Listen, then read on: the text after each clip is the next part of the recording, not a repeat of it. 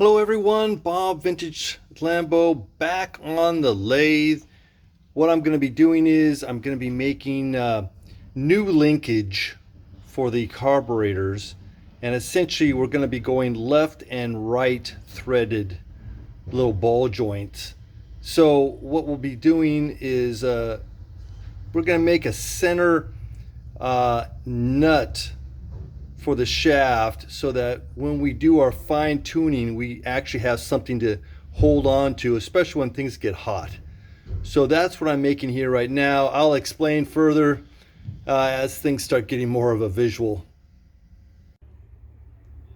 Okay, since I'm making multiple parts, I'm breaking it down into operations. So we've got the pilot drill, then the 5mm drill to go through on these, and now I'm going to set them up to do one side, and then after that flip them and finish them off in this operation, and then we'll go on to the next. Oh, okay, I've faced this off. I've gone in my 4mm that I planned. Now I have a 9mm as far as the diameter here, and now I want to change this out because I want to soften this right here. Okay, so I have a little bit of a cutter, so I just switched tools, and if you can see that little guy. So with that said, we can move it in.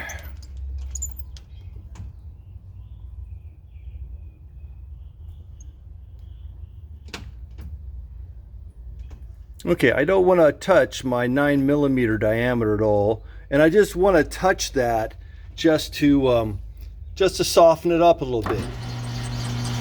Okay, so it's not a big deal here, but it would be nice to give it a little bit better finish. Let's see what we got here. See if that looks okay. Yeah, you see, it just gives it a little bit of a roundness there. Done deal. Now, I'm just going to do all of them on this side of my little pieces there. I'm going to now switch over, do all of this one side on all the pieces, all these little guys here, and then I'll flip them around and finish them off. So this side is done. I have everything I need done on it. I'm just going to put a little bit of a file surface on this edge right there, and done deal. I'm going to do it on all of these pieces, which is a total of 8, and then flip them over and do all the other sides. Now when I do the other side, I'm going to be able to do the exact sizing I need. So I have this size what I need. The other size is a little bit longer than what it needs to be, so that I can have some surface to cut and make sure that I'm not too short to begin with. Okay, on the collet lathe here, this actually fits in a bit snug because this is a 7/16 collet fitting a 10mm hex. So what can you do? You just use what you can. So I need to tap this thing out a little bit to get it out. So that'll do it, and I'm just kind of doing it with one hand here, so excuse me. Whoops, did it. Okay, so again, this side, we're all finished on this side, and I'll get to this side after I do the other 7.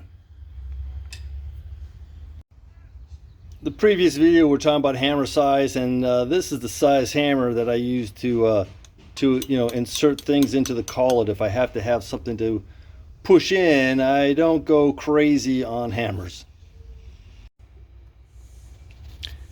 Absolutely, I feel a necessity is a collet lathe when you're dealing with small things like that, and by doing that I can really keep this pretty close to a very tight tolerance. So essentially I'm making 8 of these. I know they're all going to be this 9mm, and so I can set, I know exactly where it's at, so I'm not touching this unit at all.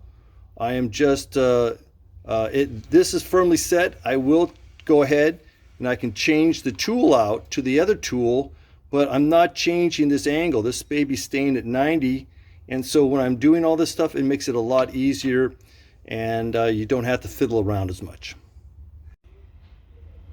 Okay, one side is trimmed, and now we'll do the other side.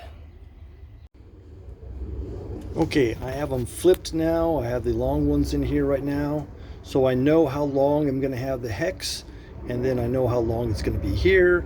So now all I have to do is cut this, and I can measure, see how wide I want the hex, and this. So this should be good. And then also, these settings here are the same as far as going in, so that shouldn't be a problem either. So this should work out pretty well, so we'll find out how it works. Okay, so we've got this one done here, and whoops, pops out easy in this particular collet. So that's what we got. So we still have to put a hole, thread it, and everything like that, so we can get it onto the new linkage we're making. Well, we reached the point that we're going to have to get on the mill now. So I need to put a hole in the center here so that I can thread it, and that'll hold itself on the shaft. So that's the next step. Okay, we're getting to the point that we need to start drilling into those little guys. And so now I have a shaft in here. This is a stainless shaft. We've got a left and right hand thread. And I want to put this right in the center. I need to put a little bit of a divot there, whatever you want to call it, into this shaft. So when I put the thread in here and I screw in the 3mm set screw, it's going to catch in there, and then I won't have any problem as far as turning it. So I went ahead and calculated the length of the rod and how far this hex is and all that sort of stuff. So now I've got it set, and now I need to just drill into that. I'm just going to laze out at the moment. It just needs a hair. I'm just going to put a little bit of WD to keep it cool, because stainless steel likes to heat up quickly. So if I can kind of reach around you guys and do this. I've already set it, so it should only go in just a little bit before I have a stop on this thing.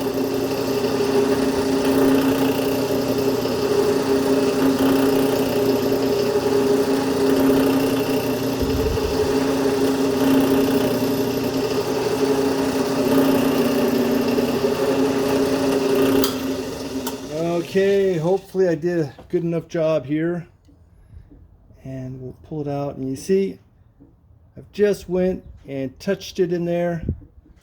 We can get a close-up of that, I guess, huh? If it'll focus. Okay, need to tap some holes.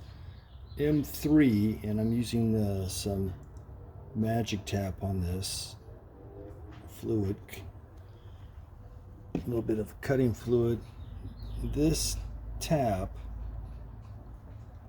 this M3, very small. You got to be very careful. But I purchased this separately from McMaster, and you know, you pay the price at McMaster, but they get you a good product. Now, I'm not saying that this is going to cut like butter. You have to just be very careful that you don't cut too much, and then you're going to twist it, and then you're going to snap it. So I want to play it cool here, and you know, just treat like you got the time, but you don't have the time to try and fish it out or throw this away.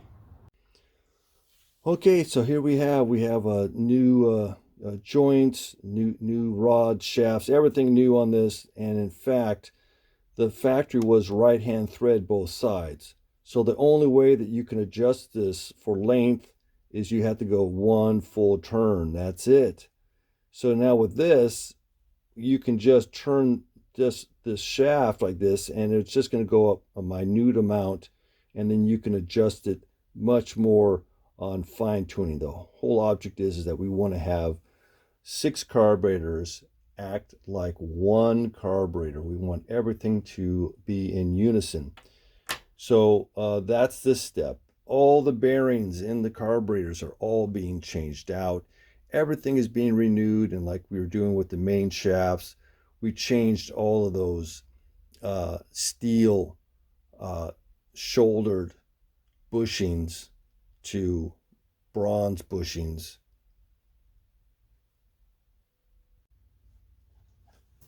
All right, well, I hope you enjoyed the video, gleaned some information.